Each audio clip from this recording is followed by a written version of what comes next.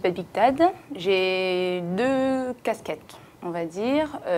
Une casquette plutôt politique, où je suis conseillère municipale à la ville de Nanterre. Je suis chargée de l'animation du conseil de quartier du Chemin de Lille, qui est mon quartier, qui est encore mon quartier aujourd'hui. Je suis dans le même temps, comme conseillère municipale, je suis aussi conseillère communautaire à l'agglomération du Mont-Valérien, qui regroupe les villes de Nanterre, Suresnes et Rueil-Malmaison. Et pour ce coup-là, je m'occupe de circulation et de stationnement. Donc ça, c'est plutôt mon mandat électif politique. Et de l'autre côté, je suis la présidente de la Fédération des Hauts-de-Seine de la Ligue des droits de l'homme.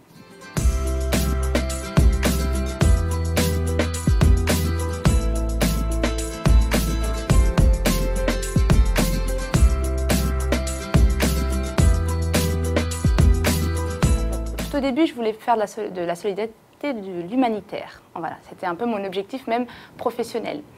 J'ai fait la médecine pendant, juste après mon bac, que j'ai obtenu en 96. Et deux fois, je n'ai pas réussi la médecine, parce que c'est très difficile. Il faut vraiment s'engager et être à 100%. Ça n'a pas été possible pour moi. Donc je me suis consolée, entre guillemets, en faisant de la biologie. Donc j'ai une licence en biologie-chimie. Donc je suis plutôt un profil plutôt scientifique.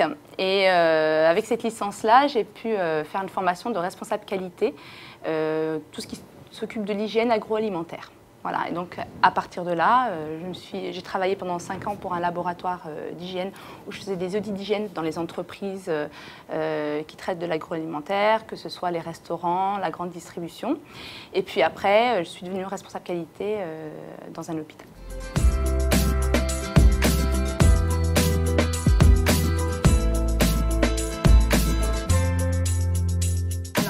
Les différentes étapes de mon parcours, alors il y a tout, il y a le parcours associatif et puis le parcours politique. Mais en même temps, il se fait en même temps. Il n'y a pas eu un qui s'est fait après l'autre. Ça se fait en même temps. Ça se fait en même temps. Donc pour mon parcours associatif, donc, ce que je vous ai dit, j'ai d'abord participé à une mission humanitaire avec une association parisienne. J'ai créé ma propre association avec d'autres amis pour des missions au Sénégal. Et puis je me suis engagée à la Ligue des droits de l'homme. J'ai été pendant 4 ans dans le bureau de cette association-là locale. J'ai été trésorière, secrétaire, et puis j'ai été présidente de la section de la Ligue des droits de l'homme à Nanterre, où on avait énormément de dossiers à gérer. Donc nous, beaucoup à la Ligue des droits de l'homme, c'est la défense des sans-papiers, des personnes étrangères qui n'ont pas leurs papiers pour pouvoir défendre leurs droits, des personnes qui sont en demande de logement. Ça, il y a beaucoup de personnes qui viennent, pourtant qui sont françaises, hein, donc c'est pas forcément... voilà, à la Ligue des droits de l'homme, on traite vraiment de toutes les questions et on est là pour les écouter. Arrivant en 2008, où j'étais sur la liste des municipales, je ne pouvais pas continuer à être présidente de la Ligue des droits de l'homme de Nanterre, pour les raisons qui sont pour le conflit d'intérêts, où on ne peut pas être là à voter une subvention et en même temps la recevoir. Donc j'ai dû, malheureusement, j'ai envie de dire, ne pas me représenter à la Ligue des droits de l'homme de Nanterre. Et donc là, j'ai poursuivi du coup mon parcours politique, on va dire plutôt engagé avec un mandat politique. Pour autant, je n'ai pas lâché la Ligue des droits de l'homme, j'ai continué à être adhérente. Et puis depuis l'année dernière, je suis présidente de la Fédération des Hauts-de-Seine de la Ligue des droits de l'homme, où on a un rôle alors, de porte-parole de la Ligue des droits de l'homme au niveau des Hauts-de-Seine, avec les autres partenaires départementaux, mais aussi un lien avec les sections du département pour les aider, les soutenir dans leurs actions. Donc ça, c'est mon parcours associatif. Voilà.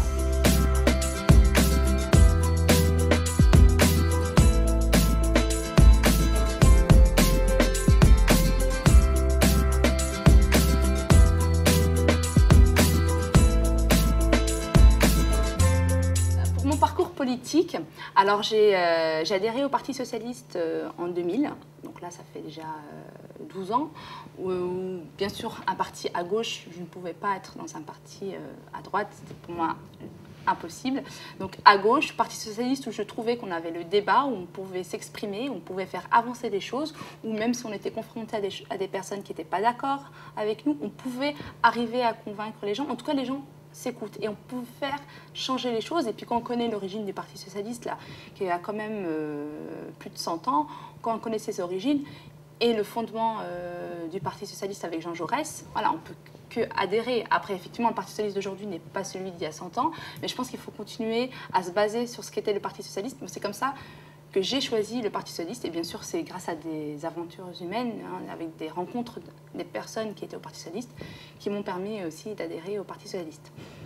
Donc tout ce temps-là, j'étais adhérente, suivais un petit peu la politique socialiste, et puis arrivé en 2008, où il fallait établir la liste des municipales, on m'a proposé de m'engager un peu plus. J'étais connue en tant que présidente de la Ligue des droits de l'homme de Nanterre, de m'engager en tant que conseillère municipale en ayant un mandat électif, donc en étant élue par les habitants, par les Nanterriens en 2008. Donc c'est ce qui est arrivé en mars 2008. Et depuis mars 2008, je suis conseillère municipale. Donc on m'a donné en charge l'animation du conseil de quartier du Chemin de Lille, qui est mon quartier en fait depuis toujours. Je suis arrivée à 3 ans à Nanterre. Je suis née il n'y a pas loin, pas très loin, à Rueil-ma-Maison, à 2 km de là. Et à 3 ans, mon père est venu s'installer à Nanterre.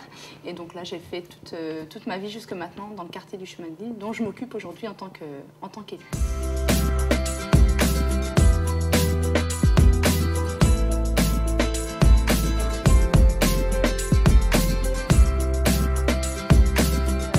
Trouver du temps pour tout faire, il faut s'organiser, hein, tout simplement. Je pense que tout le monde, toutes les personnes qui sont engagées, que ce soit associativement ou politiquement, en dehors de leur fonction professionnelle, savent bien que voilà, c'est de l'organisation. Si on est bien organisé, on arrive à s'en sortir. Et puis voilà, il ne faut pas non plus se donner des objectifs inatteignables et vouloir faire plein de choses alors qu'à la fin, on ne fait plus rien. On peut pas...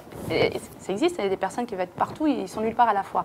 Donc il faut s'arrêter à certains mandats, il faut vraiment définir l'action qu'on a envie de mener pour ne pas dépasser et s'y tenir. Et moi c'est mon principe déjà. Si je peux faire quelque chose, si je sais que je n'aurai le temps, je m'y engage. Si je vois que je n'aurai pas le temps, je ne m'y engage pas.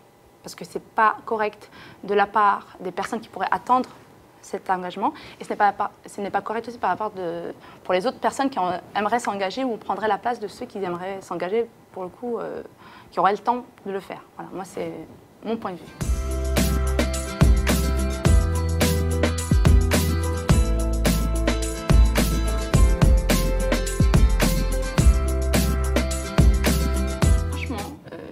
Je dis à toutes les personnes, partout, hein, pas qu'en France, pas qu'au Maroc, partout, les personnes devraient s'engager. Bien sûr, en fonction de leur temps. Il y a des personnes qui n'ont pas le temps, il y a des personnes ça ne les intéresse pas. Hein. Moi, je vois, mes sœurs, elles sont en dehors de tout ça, et je les comprends. Et pour moi, ça me choque pas. Par contre, je pense que si on critique, si on n'est pas content, il faut s'engager. Et si on veut donner une bonne image, alors ça, en dehors, bon, moi, c'était pas mon objectif au départ, mais ça peut être un objectif pour certains. Si on veut donner une bonne image de l'insertion des personnes d'origine étrangère en général, hein, d'origine maghrébine et puis d'origine marocaine, c'est de s'engager tout en restant soi-même, tout en gardant sa culture et en faisant les choses correctement. C'est le meilleur moyen, justement, de s'intégrer. Mais avec le bagage qu'on a, hein. Pas besoin d'avoir bac plus 4 ou bac plus 5, avoir un doctorat, pas besoin d'avoir fait du droit ou des sciences politiques. S'engager pour les autres, il faut être soi-même. Voilà. Il n'y a pas de diplôme pour ça. Moi, je trouve pas besoin d'être élitiste. Malheureusement, aujourd'hui, quand on regarde nos assemblées, c'est plutôt l'élite qui est présente et on a envie de changer ça. Plus de femmes, hein, parce qu'on est encore dans des assemblées, en tout cas politiques aujourd'hui en France, où il y a très peu de femmes. Et ça, c'est pas du tout à l'image de la population. On est à 50% de femmes, on a beaucoup moins de femmes qui représentent la population, issues d'origines diverses. Hein, sans parler de la diversité dans le sens d'origine, hein, mais diversité sociale. Hein, des ouvriers, des employés doivent pouvoir s'engager politiquement pour les autres. Voilà, et il faut juste avoir la volonté. Et si on a la volonté, il n'y a pas de raison que ça ne marche pas.